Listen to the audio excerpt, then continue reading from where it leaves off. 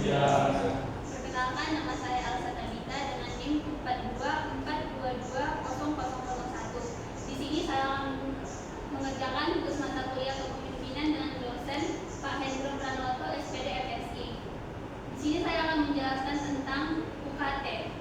Apa sih pengertian UKT itu? UKT atau yang sering disebut dengan uang kuliah tunggal ini adalah sebuah sistem pembayaran biaya pendidikan di perguruan tinggi atau yang biasa disebut dengan PTN di Indonesia yang dirancang untuk memberikan akses pendidikan yang lebih adil dan merata bagi seluruh masyarakat. Besaran UKT yang harus dibayarkan oleh setiap mahasiswa ditentukan berdasarkan kemampuan ekonomi keluarganya. Bagaimana penentuan besaran UKT itu? Penentuannya itu ada 4. Yang pertama itu pengisian formulir. Mahasiswa yang diterima di PTN wajib mengisi formulir khusus yang berisi data mengenai penghasilan orang tua atau wali, jumlah anggota keluarga, aset yang dimiliki, dan informasi penting lainnya. Yang kedua itu verifikasi data. Pihak PTN akan melakukan verifikasi terhadap data yang telah diisi oleh mahasiswa. Verifikasi ini bertujuan untuk memastikan kebenaran dan akurasi data yang disampaikan. Selanjutnya itu data beberapa kasus, PTN mungkin akan meminta bukti-bukti pendukung seperti slip gaji, surat keterangan penghasilan orang tua, ataupun dokumen kepemilikan aset. Baru yang ketiga itu penentuan golongan UKT. Ini berdasarkan hasil verifikasi, mahasiswa akan ditempatkan pada golongan UKT tertentu sesuai dengan golongan yang ditentukan. Terus ini setiap golongan memiliki rentang besaran UKT yang berbeda-beda. Semua mahasiswa itu nggak sama UKT-nya, berbeda-beda sesuai dengan kondisi keluarganya tadi. Baru kalau golongan UKT 1 biasanya merupakan golongan dengan besaran UKT terendah. Sedangkan golongan tertinggi itu memiliki UKT yang paling tinggi dari UKT yang sebelumnya. Pembayaran UKT itu setelah mengenai golongan UKT, mahasiswa wajib membayar besaran UKT sesuai dengan golongan yang telah ditetapkan universitasnya. Pembayaran UKT biasanya dilakukan secara berkala, misalnya per semester. Faktor-faktor yang mempengaruhi besaran UKT itu salah satu itu pendapatan orang tua atau wali. Semakin tinggi pendapatan, maka semakin besar kemungkinan mahasiswa ditempatkan pada golongan UKT yang lebih tinggi. Terus yang kedua, jumlah anggota keluarga. Jumlah anggota keluarga ini yang ditanggung juga menjadi salah satu pertimbangan keluarga dengan tanggungan dan bercenderung mendapatkan besaran UKT yang lebih rendah. Dan ketiga itu aset yang dimiliki. Mahasiswa itu kepemilikan aset seperti rumah, tanah, kendaraan, atau usaha juga mempengaruhi besaran UKT. Yang keempat itu program studi.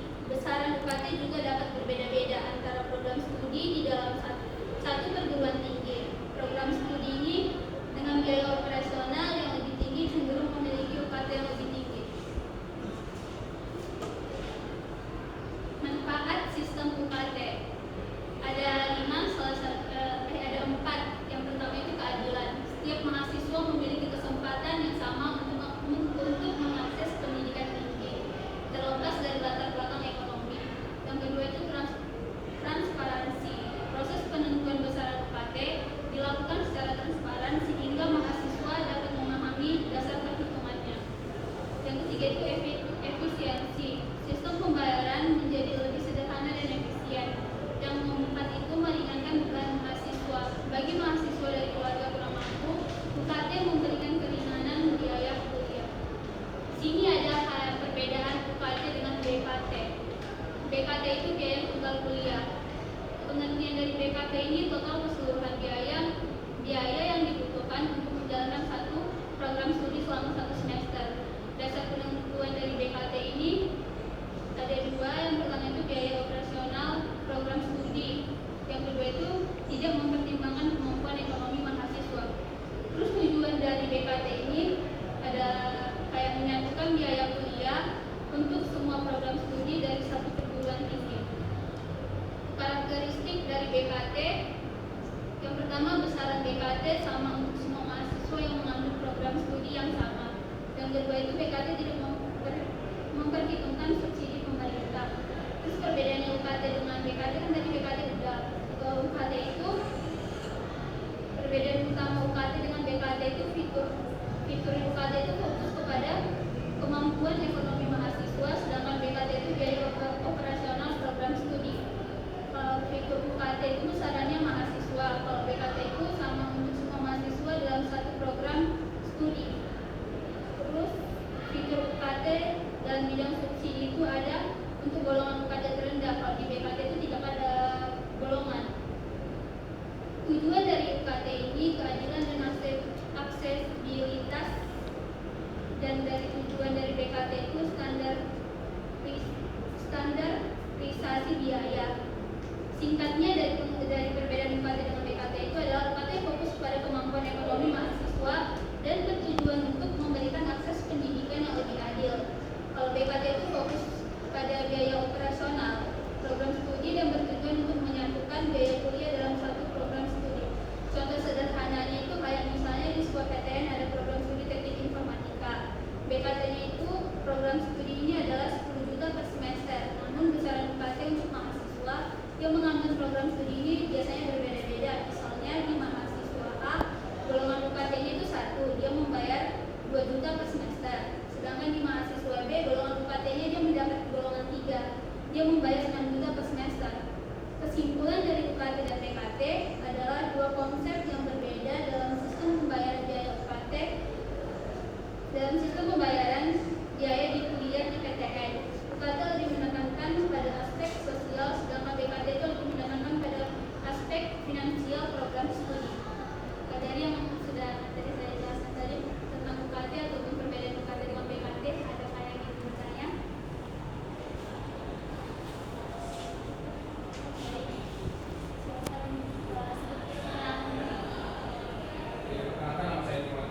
Jadi sesuai dengan apa yang dijelaskan tentang golongan UKT, apa saja persyaratan untuk mendapatkan UKT golongan rendah?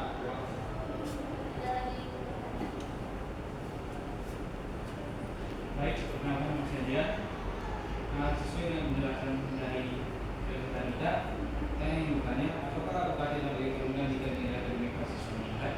Baik, terima kasih atas pertanyaannya. Di sini saya akan menjawab dari pertanyaan yang pertama ya. Pertanyaan tadi, apa saja persyaratan untuk mendapatkan UKT golongan rendah? Jawabannya itu, persyaratan untuk mendapatkan UKT golongan rendah umumnya meliputi bukti pendapatan orang tua wali yang rendah, jumlah anggota keluarga yang banyak dan tidak memiliki aset yang signifikan. Terus pertanyaan yang kedua tadi, apakah UKT dapat diturunkan jika nilai akademik mahasiswa meningkat? Secara umum penurunan UKT tidak serta-merta dilakukan hanya karena peningkatan nilai akademik. Namun beberapa perguruan tinggi mungkin memiliki kebijakan ataupun kasus yang memberikan keringanan biaya kuliah bagi mahasiswanya berprestasi. Kesimpulan dari yang sudah saya jelaskan materi tentang UKT ini, ada dua konsep yang berbeda dalam sistem pembayaran biaya pendidikan di perguruan tinggi ataupun PTN. UKT adalah biaya kuliah yang disesuaikan dengan kemampuan ekonomi mahasiswa, di mana besarnya ditentukan berdasarkan pendapatan keluarga, jumlah anggota keluarga, dan aset yang dimiliki.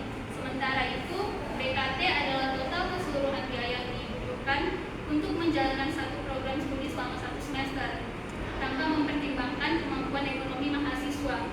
Tujuan utama dari UKT ini memberikan keadilan dan aksesibilitas pendidikan bagi semua lapisan masyarakat, sedangkan BKT ini lebih berfokus kepada aspek finansial mahasiswa sesuai dengan kemampuannya. Oke, baik. Sekian yang dapat saya sampaikan. Mohon maaf jika ada kesalahan. Selamat siang dan